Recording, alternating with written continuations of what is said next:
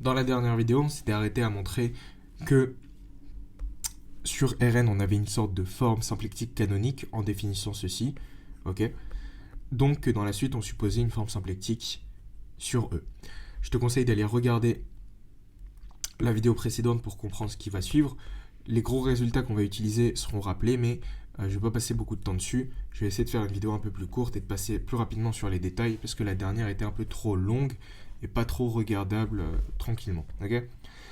Donc dans la question 6 à 9, notre but c'est de montrer qu'on a une matrice, enfin qu'on a une base B telle que la matrice de oméga dans B, qui, je le rappelle, n'a rien à voir avec la matrice d'un endomorphisme, mais qui correspond en fait à cette matrice-là dont les termes sont définis un à un avec BI, BJ qui appartiennent à B. Ok. Donc pour montrer ça, on va utiliser un raisonnement par récurrence. Je rappelle que J c'est cette matrice-là. On utilise un raisonnement par récurrence. Dans la question 6, on nous demande de faire l'hérédité, enfin l'initialisation. Ensuite, on nous donne des outils pour l'hérédité. Dans la question 8, on nous demande de conclure. Et finalement,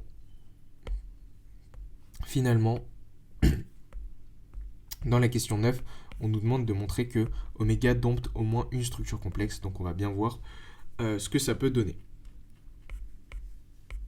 Donc ça, c'est le gros but de la partie, montrer que oméga dompte au moins une structure complexe.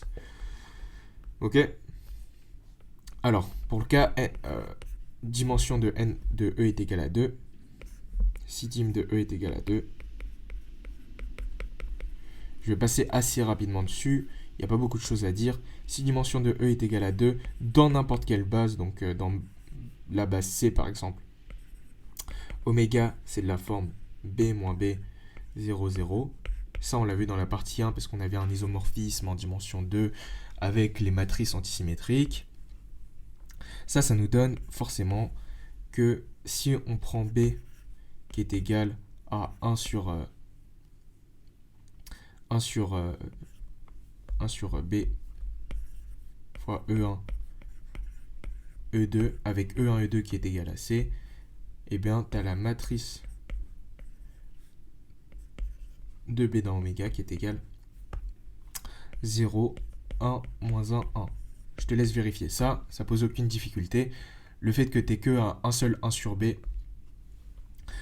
ça vient du fait que oméga est antisymétrique, donc si tu mettais les deux, ça sortirait. Enfin, ça sortirait et tu aurais un 1 sur B carré. Ok. Du coup, pour la question 7a, on nous demande de montrer que si tu as eu une forme linéaire, tu as un prolongement de U sur E. Pour ça, on utilise la notion de supplémentaire et l'unicité de la définition d'une application linéaire par restriction à ces supplémentaires. Donc tu prends G, un supplémentaire de F dans E, et tu dis que tu définis U tilde par U restreint, U tilde restreint à F est égal à U, et U tilde restreint à G égale à 0. Ça définit bien une application. Je te laisse voir qu'elle est linéaire. Et par définition, elle correspond bien à U sur U tilde. Ça, c'est une question qui va nous être utile dans la C pour déterminer l'image de psi de F. Donc, je te conseille de la garder en mémoire. Ensuite, dans la question B, on nous demande de montrer l'équivalence du fait que la restriction est symplectique si et seulement si sont orthogonales. Donc on nous introduit la notion d'orthogonale pour une forme symplectique. Si et seulement si sont orthogonales et en somme directe avec l'espace d'origine. Ok, donc on est parti, on va raisonner par double implication. On voit ici qu'on a vraiment une généralisation de la notion d'orthogonalité, ce que je trouve assez intéressant dans ce sujet. Donc on pose oméga si oméga restreint à F croix F symplectique. Le truc naturel à faire ici, c'est que au vu de la définition ici, les quantificateurs ressemblent énormément à la caractérisation 2 que j'ai dit qu'on allait utiliser tout le temps. Donc si on prend un x non nul, on a un y dans E tel que la forme linéaire, enfin le produit scalaire, le produit symplectique si tu veux, est non nul. Ok. Donc si oméga est symplectique, si la restriction de oméga est symplectique, on va prendre x appartenant à l'intersection f inter f oméga. On va supposer que x est différent de 0 et on va aboutir à une contradiction parce qu'on voit que la définition de f oméga et la définition du fait que ce soit symplectique, c'est fondamentalement opposé, donc c'est naturel de raisonner par l'absurde. Donc x appartient à f privé de 0, ça nous donne que il existe y appartenant à f tel que oméga de xy différent de 0. Or, x par définition appartient à f de oméga, ça implique que pour tout z appartenant à f, oméga xy est égal à 0, xz est égal à 0. Tu prends ça en z est égal à f, tu aboutis à une contradiction, donc forcément, x est égal à 0, ça c'est pour le sens direct. Le sens réciproque n'est pas beaucoup plus compliqué. Si tu supposes f inter f oméga qui est égal à 0, alors forcément, si tu prends x appartenant à f privé de 0, ça implique que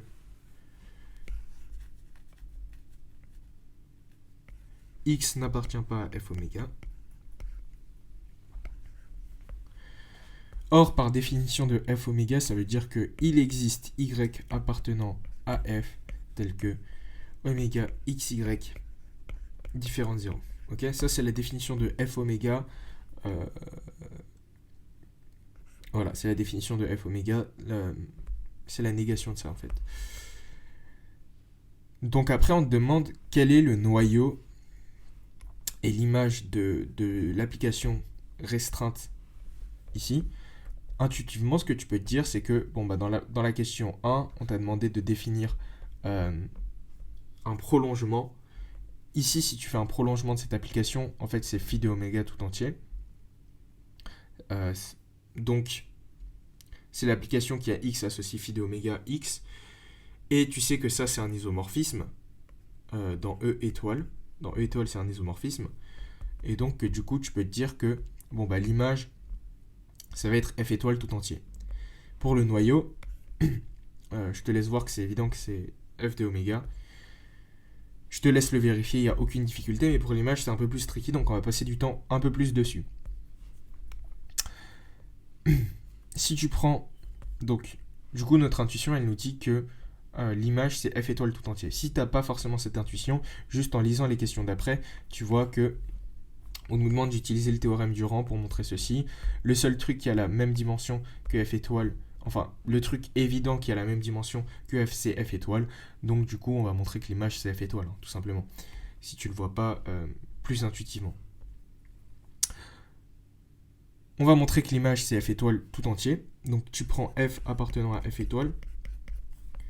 D'après 7a, ça te donne f tilde appartenant à E étoile. Or, phi de oméga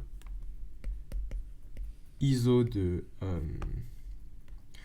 applications linéaires de E vers E étoile, ça implique que il existe y appartenant à E tel que phi de oméga de y est égal à f tilde. Ok, ça c'est le fait que c'est un isomorphisme, c'est donc surjectif. Donc ça nous donne que phi de oméga y restreint à f, qui est égal à psi de f, de y, est égal à f tilde restreint à f est égal à f. Par définition, ouais. Donc la 7a qui nous a donné un prolongement de f à e. Ok. Voilà. Ça, c'est pour cette question-là. La question D, je passe, c'est une application directe du théorème du rang. Attention de bien le citer, si tu donnes juste la propriété comme ça ne fonctionne pas. Donc, il faut utiliser le théorème du rang sur psi de f. Maintenant, la question E est plus intéressante.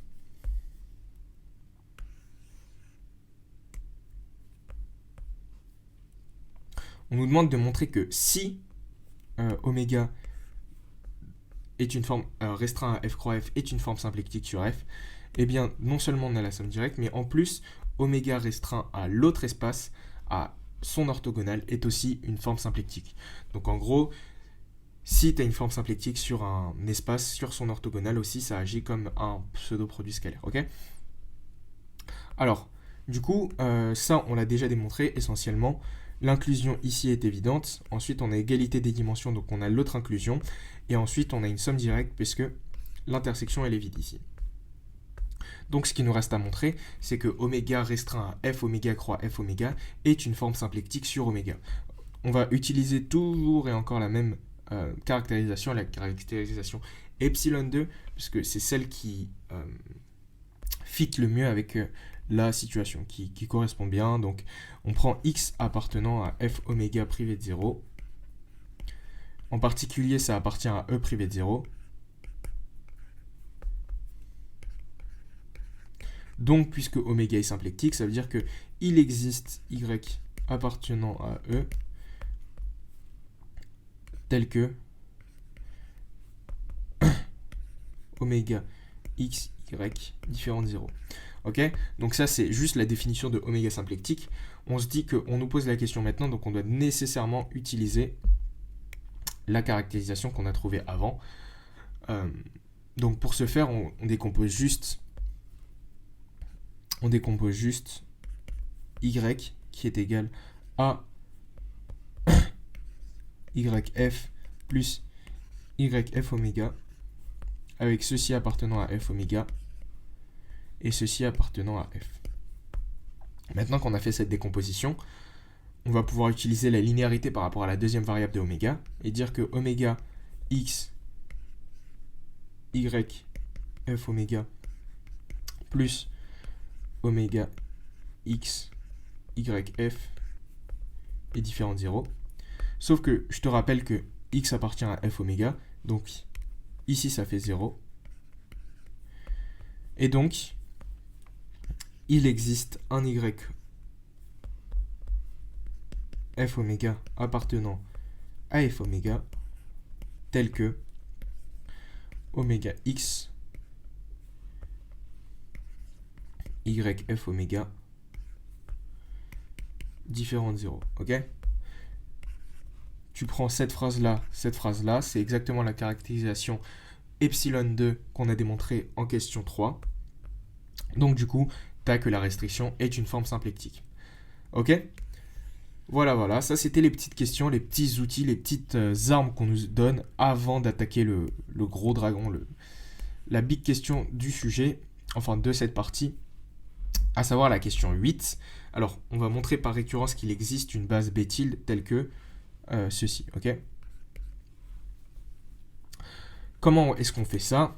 Alors, l'idée c'est de se dire, on va se ramener à une récurrence, enfin on peut utiliser une récurrence forte, on va se ramener à montrer que on a une matrice qui est de cette forme-là, donc mat B qui est égale par bloc à matrice d'une forme symplectique, donc a priori ce sera oméga restreint à f croix f, et matrice d'une forme symplectique, donc a priori ce sera mat de oméga restreint à f oméga carré. Ok ? A priori ce sera ça, mais ici il faut montrer qu'on a des zéros dans un premier temps, et le truc tricky, et le truc qui est oublié par beaucoup de gens, c'est que il faut montrer que ça existe. Il faut montrer qu'on a un espace tel que mat de oméga est une forme symplectique. Pourquoi on doit montrer qu'on a un espace comme ça et pourquoi ça coule pas de source ? En fait, ça vient du fait que,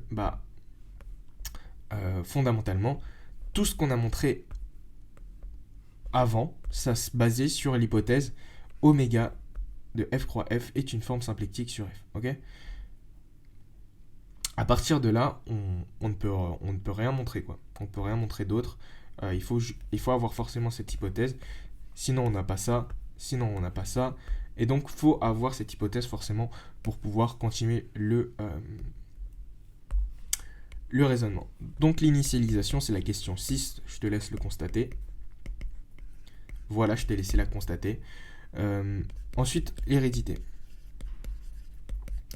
Tu peux le rédiger par récurrence forte, auquel cas tu n'auras pas besoin de distinguer et pas besoin de noter la parité de la dimension ou quoi que ce soit.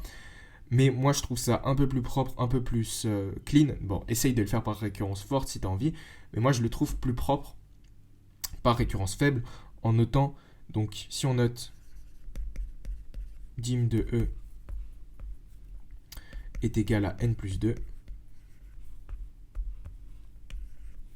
avec n paires de Q. Donc, n est égal à 2Q, n paires. Et on va supposer Hn qui est l'hypothèse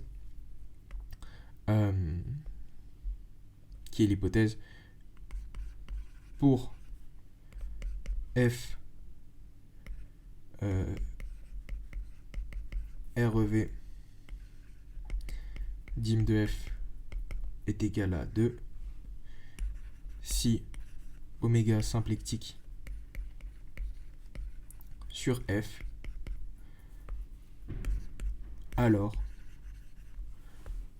dim de f est égal à n,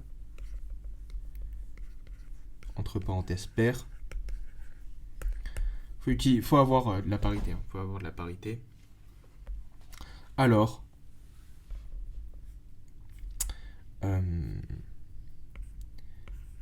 il existe B tilde base de f telle que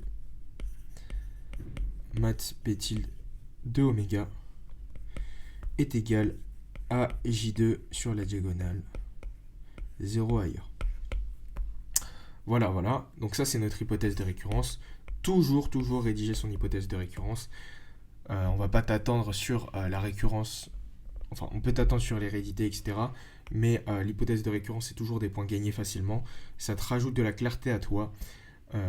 Toi-même, dans ta rédaction, tu sais ce que tu fais comme hypothèse. Donc, je te conseille toujours de l'écrire.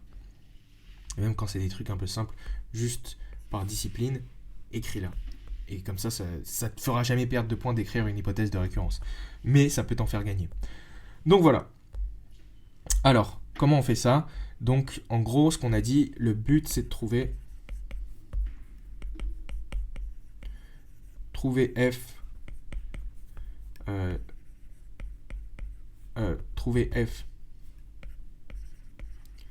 base de pardon. On va trouver f SEV symplectique. Oula, je m'en mêle. Donc, on va trouver f un SEV de dimension 2. Donc, étonnamment, on ne va pas appliquer l'hypothèse à f, mais on va appliquer l'hypothèse à au supplémentaire orthogonal de f, donc f oméga. On va trouver f SEV de dimension 2 qui vérifie deux choses. Pourquoi est-ce qu'on va trouver f? Comme ça, je vais t'expliquer. Il existe E1, E2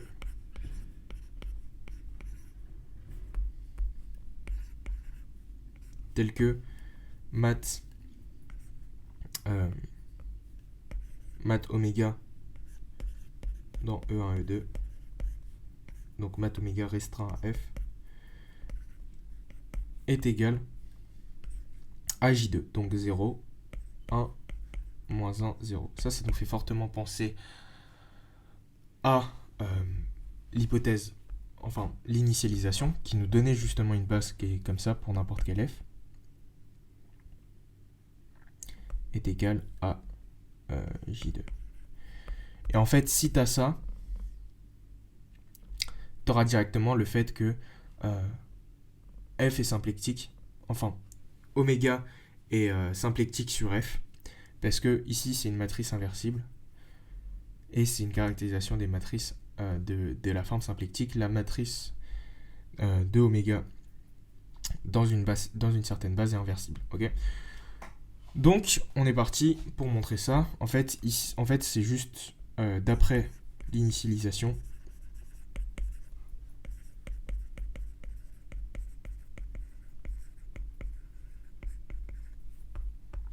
Bon bah, d'après l'initialisation, tu prends deux vecteurs libres de E, tu poses F est égal, donc tu prends E1, E2 libre, tu poses F qui est égal au vect de E1, E2, quitte à les normer, quitte à faire ce que tu veux, on a à diviser par oméga de E1 sur E2, enfin de oméga E1, E2, eh bien on va avoir que mat B, donc ça on va noter B, F, BF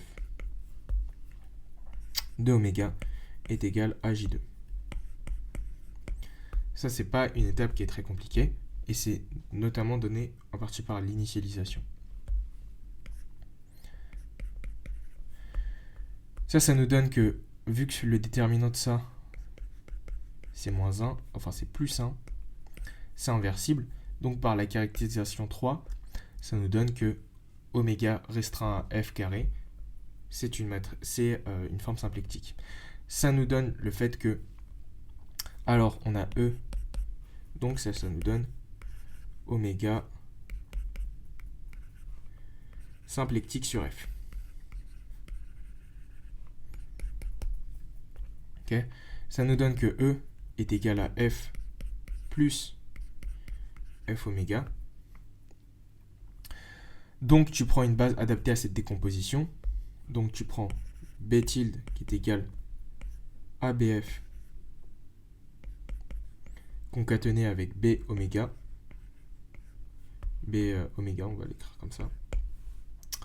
Donc B oméga c'est de taille n puisque BF c'est de taille 2 et que E est de taille n plus 2, dimension n plus 2. Okay, ça nous donne que en appliquant a priori ça va nous donner ça. Donc B tilde d'oméga est égal J2 ici, parce que ça c'est la matrice de oméga restreint à f BF. Ici ça fait a priori quelque chose qu'on ne connaît pas, quelque chose qu'on ne connaît pas. Et ici c'est la matrice de oméga restreint à f oméga carré dans la base B oméga. Sauf que cette matrice-là, d'après la question 6e, puisque oméga restreint à f croix f est une forme symplectique par construction, sa restriction à f oméga croix f oméga est également une forme symplectique. Donc ça c'est une forme symplectique, c'est un espace de dimension paire puisque n est paire. On peut utiliser l'hypothèse de récurrence, donc Hn, et cette dimension n exactement, ça nous donne qu'on a J2, 0, 0, mais là tu peux te dire mais qu'est-ce qu'on fout des petits trucs sur les côtés, les petites bavures là, on ne sait pas ce qu'on va faire avec. Et en fait tu te rends compte que ici c'est B1 ou B2, donc ici c'est que deux lignes, et que deux lignes, ici c'est B1 ou B2 scalaire, enfin oméga de B1 avec un BJ strictement supérieur à 2 et BJ strictement supérieur à 2, ça veut dire que BJ appartient à B oméga et que donc forcément ici ça va faire des zéros. Pourquoi ? Parce que si ta B appartient à B oméga, alors ta oméga de B1 ou B2 égale à 0. Okay, ça, c'est la définition de f oméga. Donc ici, tu as des zéros et tu es content, tu as ton résultat. Voilà. Donc le point important dans cette récurrence, c'est de noter qu'il faut absolument avoir le bon f, le f qui convient bien. Le fait de le faire en dimension 2, c'est toujours plus simple, il faut le voir. Et aussi le fait que tu aies un allègement conséquent de la rédaction. Je te laisse essayer de le faire en mode bourrin, en mode récurrence forte, mais c'est plus dur, hein. C'est plus dur en termes de rédaction de faire un truc propre, alors que là, tu vois, même si je ne l'ai pas vraiment bien rédigé, J'ai donné les idées, mais tu vois que la rédaction, tu vas pas rajouter énormément de choses en plus. Tu vas remettre les trucs plus au propre. Mais bon, voilà. Donc ici, je trouve la rédaction plus propre en récurrence simple qu'en récurrence double. Mais pour pouvoir faire cette récurrence un peu plus propre, il faut avoir vu qu'on est en dimension paire. Il faut avoir vu qu'on peut avoir une forme symplectique en dimension 2. Bon, c'est un peu plus subtil. En récurrence forte aussi, ça fonctionne, mais c'est juste un peu cracra à la fin de la rédaction. Je te laisse essayer de le voir chez toi. Ok. Donc ensuite, on essaye de conclure. Là, je te rappelle ce qu'on a montré. On a montré que la matrice de B tilde dans oméga, c'est un truc de la forme. Ok. Tous les termes pairs, donc tu vas avoir 0, 1, moins 1, 0. Tous les termes pairs, ils sont avec une colonne de 1. Tous les termes impairs, ils sont avec une colonne de moins 1. Tu vois, ici, c'est la colonne 2, la colonne 4. Et toutes les colonnes paires, en fait, elles vont avoir un terme moins 1. Toutes les colonnes paires, elles vont avoir un terme 1. Donc, ce que tu vas faire, tu vas poser B. Et donc, en gros, ce que tu veux, c'est intervertir les colonnes pour avoir un truc de la forme JN, parce qu'on voit bien que, bon, bah, on a autant de 1 que de moins 1. Et il suffit, entre guillemets, de permuter l'ordre des vecteurs pour pouvoir avoir JN, la matrice JN qu'on veut. Donc tu vas poser B qui est égal à B. Donc on va dire que ça va jusqu'à 2Q. Donc on pose dimension de E est égal à 2Q. Et donc ce qu'on a dit, c'est que bon, bah, d'abord on va avoir les vecteurs qui partent du bas. Donc en gros, tu vas voir qu'ici on va avoir J2, donc on va avoir 1, moins 1, et la matrice elle s'arrête. Donc tu veux que les vecteurs ils partent du bas, donc tu veux que J2, ça c'est quoi? C'est 2Q moins 1. Donc si tu notes B tilde est égal à B1, B2Q, tu poses B qui est égal à B2Q moins 1. Et tu vas prendre que les termes impairs, comme on a dit. Parce que tous les termes impairs, c'est ceux où tu vas avoir un 1, a priori. Donc tu poses B de Q moins 3, B de Q moins 5, jusqu'à B1. Ensuite, tu enchaînes avec tous les termes pairs. Donc B de Q, B de Q moins 2. Bon bah, B2. Ça, c'est bien une base. Et tu as par définition maths B de oméga qui est égal IN sur 2 moins IN sur 2. D'accord. Donc voilà, ça c'est la fin. On a montré que maths B c'est ça. Donc on peut se dire maintenant a priori, bon bah la matrice, enfin la forme complexe, la structure complexe qui va être domptée, c'est une application linéaire. Là on raisonne en matrice, donc on va passer au point de vue application linéaire de suite. Pour passer au point de vue application linéaire, on pose J appartenant à L de E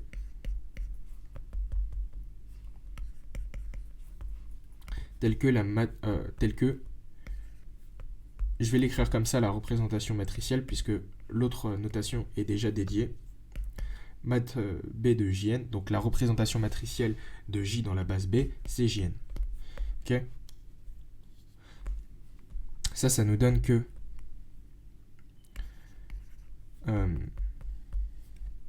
pour x appartenant à E quelconque, oméga de x J de x, ça c'est égal à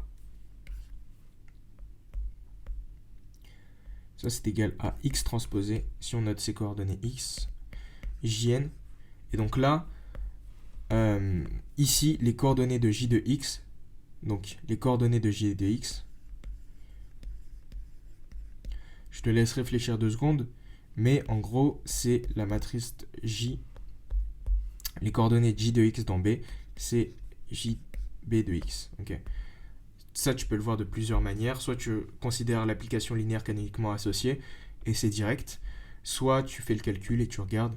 Mais ça, c'est un truc à retenir. Là, les coordonnées d'une application linéaire appliquée à un vecteur, c'est le vecteur multiplié par la matrice associée canoniquement à cette application linéaire. Donc ici, ça va faire Jn de X. Hop là, ici, ça fait moins l'identité. Donc moins l'identité, je ne vais pas l'écrire, ça fait moins x transposé x. Et ça, c'est strictement inférieur à 0 parce que ici, ça, c'est une norme sur Rn, donc c'est positif. C'est le carré d'une norme, donc c'est strictement positif. Donc ici, c'est négatif, donc bon, bah, pas de chance. Le truc qu'il fallait prendre, c'était moins j. Donc si on change tout, on prend moins j. Normalement, ça devrait être bon. En fait, le fait de prendre moins j, ça revient à transposer, hein, puisque jn est antisymétrique. Donc on prend jn transposé, en fait. Ça revient exactement au même. Mais donc on va prendre j appartenant à L de E tel que on a moins j. On revérifie. Ça va faire moins, ça va faire plus, x transposé x, ça c'est une norme, hop, c'est supérieur à 0, on est content. Ça, c'est des trucs que tu dois faire au brouillon, que tu dois voir que, bon bah, ok, ça fonctionne pas si on prend j, si on prend moins j, ça fonctionne toujours, c'est bon. Voilà, pour cette première partie, on a montré